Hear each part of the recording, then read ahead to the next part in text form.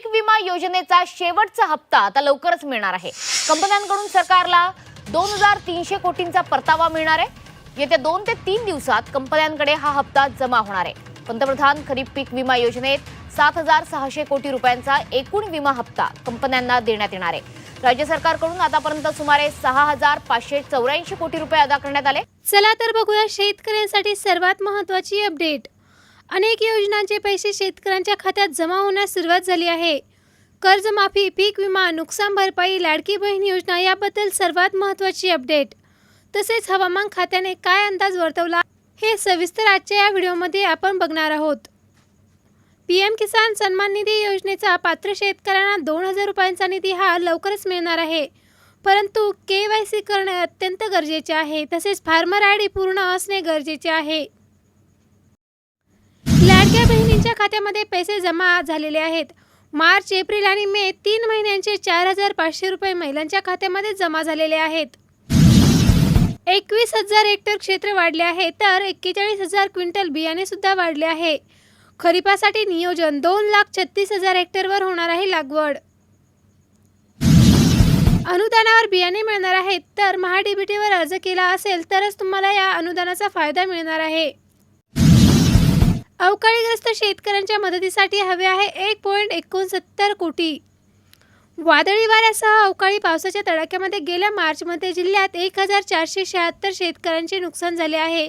त्या शेतकऱ्यांना नुकसान भरपाई लवकरच वितरित करण्याचे आदेश मुख्यमंत्र्यांनी दिलेले आहे।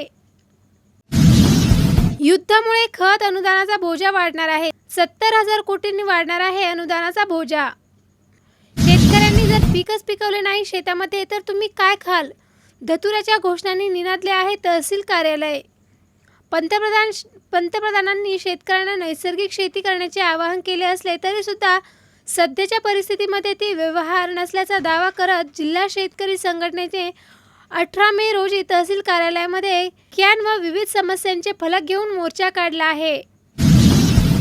18.95 लाख हेक्टरवर पेरणीचे नियोजन, शेतकऱ्यांना बियाणे, खत व कर्जाचा वेळेवर पुरवठा करावा। राज्यातील कर्जबाजारी शेतकऱ्यांना दिलासा देण्यासाठी सरकारकडून कर्जमाफीबाबत मोठा निर्णय लवकरच जाहीर होण्याची शक्यता आहे। अतिवृष्टी, दुष्काळ आणि कमी उत्पन्नामुळे अडचणीत आलेल्या शेतकऱ्यांना या निर्णयामुळे मोठा फायदा होणार आहे। सरकारकडून पात्र शेतकऱ्यांची यादी तयार करण्याचे काम सुरू असून लवकरच अधिकृत घोषणा अपेक्षित आहे। शेतकऱ्यांना या निर्णयाकडे मोठी अपेक्षा लागून आहे। राज्यातील वाढत्या कर्जबाजारीपणामुळे सरकार कर्जमाफी योजना लागू करण्याच्या तयारीत आहे। गेल्या काही वर्षांमध्ये नैसर्गिक आपत्तीमुळे मोठे नुकसान झाले असून अनेक शेतकरी कर्जाच्या ओझ्याखाली दबले जात आहे। याच पार्श्वभूमीवर सरकारने कर्जमाफीचा प्रस्ताव विचाराधीन केलेला आहे। या योजनेअंतर्गत लहान आणि मध्यम शेतकऱ्यांना प्राधान्य दिले जाणार आहे, तर प्रत्येक शेतकऱ्यांसाठी अटी ठेवण्यात आलेल्या आहेत। नमो शेतकरी योजनेअंतर्गत शेतकऱ्यांच्या खात्यात थेट आर्थिक मदत जमा केली जात आहे, तर पीएम किसान योजनेसोबतच ही योजना अतिरिक्त लाभ देत असल्यामुळे शेतकऱ्यांना मोठा आधार मिळत आहे। राज्य सरकारकडून सुरू करण्यात आलेली ही पीएम किसान योजनेचे 6000 रुपये आणि नमो शेतकरी योजनेचे 6000 रुपये असे एकूण 12000 रुपये शेतकऱ्यांना मिळणार आहेत। ही रक्कम थेट बँक खात्यामध्ये जमा केली जाणार आहे। लाडकी बहीण योजनेबाबत मोठी अपडेट। राज्य सरकारकडून महिलांसाठी सुरू करण्यात आलेल्या या योजनेला मोठा प्रतिसाद मिळत आहे, तर अनेक महिलांच्या खात्यामध्ये मे आणि एप्रिलचा हप्ता असे 2 एकत्रित हप्ते 3000 रुपयांचे जमा झालेले आहेत। चला तर बघूया आता हवामानाचा अंदाज।